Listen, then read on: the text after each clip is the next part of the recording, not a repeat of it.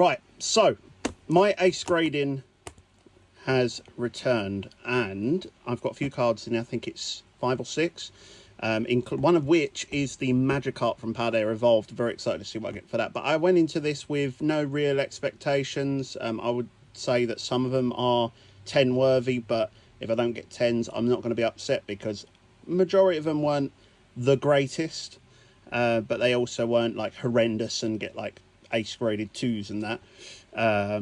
We won't talk about the we won't talk about the Charizard I got back from PSA that time, which by the way I will be cross grading at some point with ace. Anyway, so yeah, before I go into this, I've got no expectations. I would like to get at least 110, but I mean that's a bit out there. So let's see what we get. All I know is that the Magikarp is last. My brother has sorted them out for me, so the Magikarp comes out last.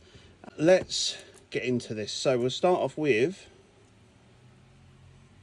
the Chiu from Paldea Evolved, the Secret Illustration Rare. Absolutely gorgeous card. One of my favourite Pokemon from the Paldea region. And we got ourselves... Ooh! Gem Mint 10, baby. Look at that gorgeous card. I love it so much. That is beautiful. And the label just amplifies it. It's absolutely gorgeous. Gem Mint 10.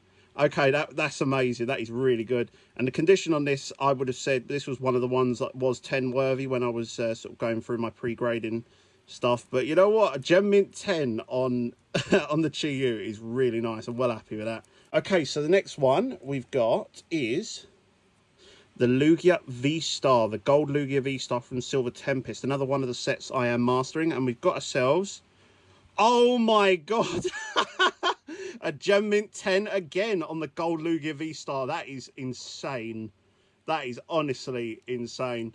And I actually was more expecting a 9 on this one. I'm not going to lie. I honestly thought I saw a mark on one of the corners, but I must have been seeing things. Right, here we go. The third one. The third one is the Terrapagos EX. This was gifted to me by a friend from Stellar Crown. Now, Stellar Crown is not it's a very underrated set, if you ask me. Very, very underrated set. But damn, that is a beautiful card. And we've got ourselves... Oh, that's harsh. That's very harsh. A near mint 8. Now, look, I'm not actually upset with that because I knew the centering was a bit off. It looks like it's a little bit top heavy and a little bit heavy on the left as well. So, sort of expected. I know there's also a little white mark in the corner up in the top left and a little white mark in the bottom left as well. So, I think 8...